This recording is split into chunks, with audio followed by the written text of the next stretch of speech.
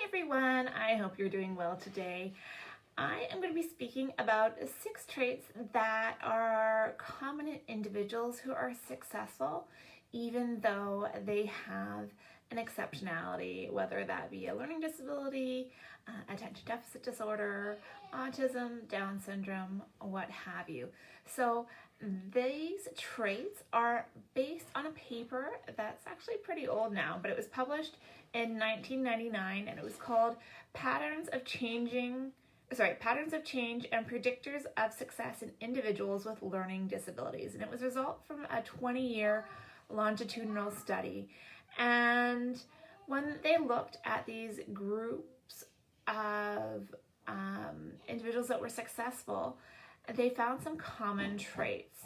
And so I thought it was important to discuss these traits in October Awareness Month, because even though you may have an exceptionality, again, whether it be autism, ADHD, a learning disability, Down syndrome, or any exceptionality for that matter, you can still be successful. And there are things that research has shown are common. So I am going to be today just going through these 6 traits with you in just brevity so that we can talk about them. And then throughout the week, starting on Sunday, I'm going to be going into each one of these in more detail. Now, I have created an infographic for you to reference that will be available in either our Garforth Education Educators group or Garforth Education Exceptional Parents group. And this is just a visual representation of the things that I'm speaking about today. And I think it would be just useful for you to have. So all you have to do is join those groups and go to files, and you'll be able to download this infographic for you. And also, I did write a blog post a while back about these, and I will be sharing a link to that post if you want to read it in more detail. So the first trait that an individual should have in order to be successful is having self-awareness and disability awareness. And so what that means is that they need to acknowledge their exceptionality or their disability, but not let it define them. They need to know how to describe the issue. So when people are asking them what their diagnosis means, they can give them a succinct definition to say, okay, well, this is what my diagnosis means, but the important thing is this is how it affects me. Here are my strengths and here are my weaknesses, and here are how we can support me to have the most success in this event or in this activity, because there are some things in life that are going to be challenging given their particular strength and weakness profile. And that kind of goes into the second trait, and that is being proactive. This means that the individual is going to actively seek the changes that they need to be made in order for them to be successful, instead of just kind of waiting for problems to occur. And even though they could have predicted these in the future or in the past to say, this is something that I'm going to be struggling with, they just kind of let it go. So to do this, it's helpful for an individual to have a growth mindset. And what that means is that they view themselves as the locus of control, or they're in control of the situation. And there are things that they can do to make changes so that they are more successful. And this means that they would be able to go and advocate for themselves in certain situations. So they can talk about what their strengths and weaknesses are that they've gotten from that self-awareness and the disability awareness. And this means like asking for accommodations in exams, or if you're talking to your boss and saying, this is an area that I'm a little bit weak in, but I have these strategies that would be very helpful, and if I'm able to use them, I can succeed in this. So it's all about having that self-awareness and the disability awareness so that you can be proactive. The third trait is perseverance. And this is important for everyone.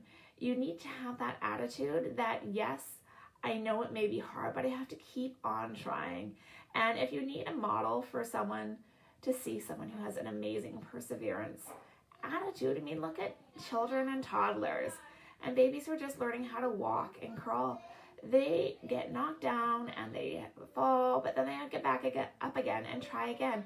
So we need to find ways to instill perseverance into these individuals and be perseverant. So saying, okay, yes, it was hard. Yes, that time didn't work out for me, but there are things I can do to make it better and try again until I succeed, right? And the fastest way to fail is by giving up when you're facing challenges. The fourth trait is goal setting. And that means that the individual takes the time to make goals for themselves.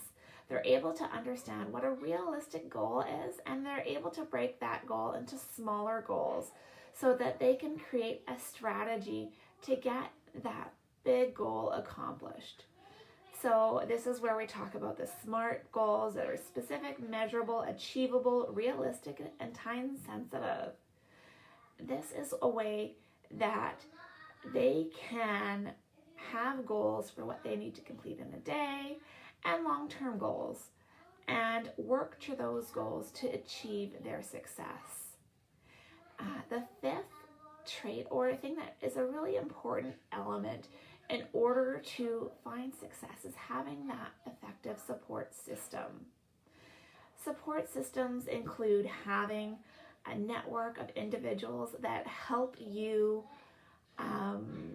when you're down and when you need that extra encouragement to persevere. They're the ones that are going to help you advocate for your needs and succeed. They're the ones that are going to help you, edit your work, give you positive corrective feedback, and help you get through that. In your support system, you should also have a toolbox of those things that make life a little bit easier for you given your specific needs. So that can be using an iPad, using a voice-to-text software, and text-to-speech, so that if you struggle with reading, you are able to listen to an audiobook. If writing down information is difficult for you, then maybe taking pictures with your phone or doing audio recordings as reminders. And these are all things that you will add to throughout your life as you figure out what's an important tool for you to have and to use. And the sixth trait is developing that emotional stability.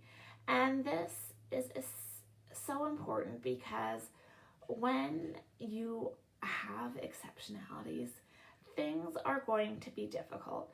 And it's very easy to get into that fixed mindset where there's nothing you can do about it. You're stuck and your destiny is set, but it's not. You need to be able to say, look, yes, I know this is hard at the moment, but if I do this, it can change the outcome. And there's going to be challenges that you face on a daily basis, just like everyone. But it's helpful to know that you can get through them and you have the strategies to get through them.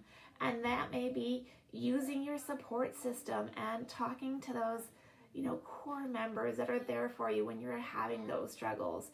It could be having your disability awareness and not letting that disability define who you are, but say, you know what, this is hard for me because of my dyslexia.